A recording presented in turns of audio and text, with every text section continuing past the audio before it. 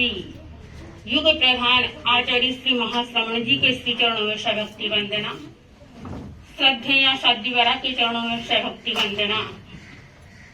उपस्थित धर्म प्रेमी बंधुओं और बहनों, दिल्ली का 2 वर्षीय प्रवास आनंद संपन्न करके हम शिवांची मनाने की ओर प्रस्थान करने जा रहे हैं।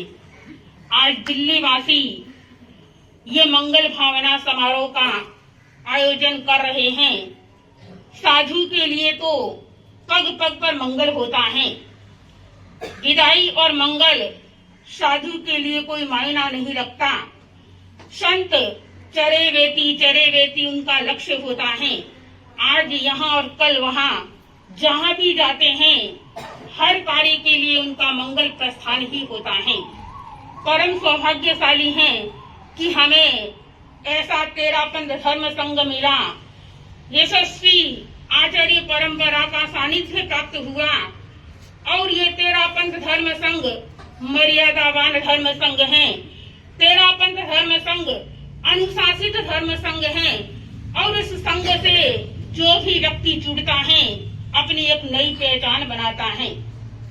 हम 2 वर्ष दिल्ली के इस प्रवास में हमने देखा श्रावक और श्राविकाओं के भीतर भक्ति और श्रद्धा का दरिया उमड़ रहा है और संत जहाँ भी जाते हैं वहाँ अपनी पावन गंगाधार के समान सबको अध्यात्म की प्रेरणा देते हैं।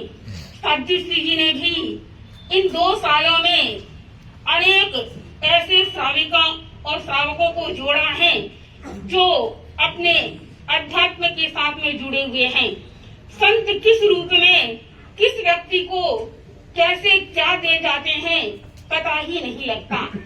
कहते हैं कि एक बार एक संत एक गांव में चातुर्मास कर रहे थे। एक व्यक्ति प्रतिदिन संतों के प्रवचन में आया करता था और वो सबसे आगे बैठता था। बड़े ध्यान से संतों का प्रवचन सुनता था, लेकिन जैसे ही संतों का जाने का समय हुआ उस व्यक्ति की आंखें दबदबा गई। सब लोग चले गए, लेकिन वह व्यक्ति संतों के पास खड़ा रहा और संतों ने पूछा, भाई तुम इतना दिलगीर क्यों हो गया? तब उसने कहा कि महाराज मेरे मन में एक बात है, हमेशा सोचता हूँ लेकिन आपको निवेदन नहीं कर पाया।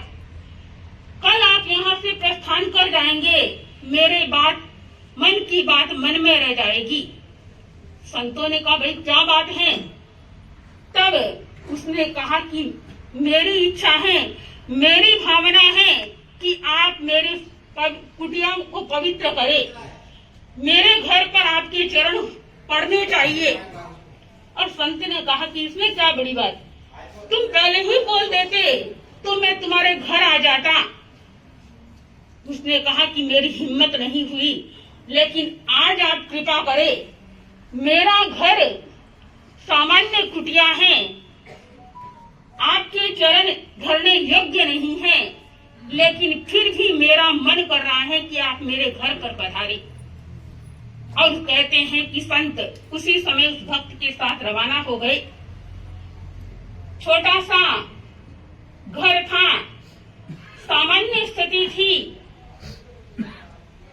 और 2 टाइम की रोटी भी उनको बहुत नसीब से मिलती थी। और संत ने देखा कि इस छोटे से घर में एक पत्थर पड़ा है और उस भाई से पूछा, भैया इस पत्थर का क्या करते हो? तब उसने कहा कि महाराज मैं बहुत सामान्य स्थिति में हूँ, कभी सुबह की रोटी खाता हूँ तो शाम को नहीं मिलती और शाम को खाता हूँ तो सुबह नहीं मिलती।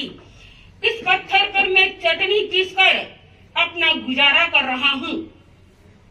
और संत ने देखा कि ये सामान्य पत्थर नहीं है, ये पत्थर तो बहुत कीमती है। और संत ने कहा, भैया तुम्हारे पास में तो इतनी संपदा है और फिर भी तुम कह रहे हो कि मेरे पास कुछ नहीं।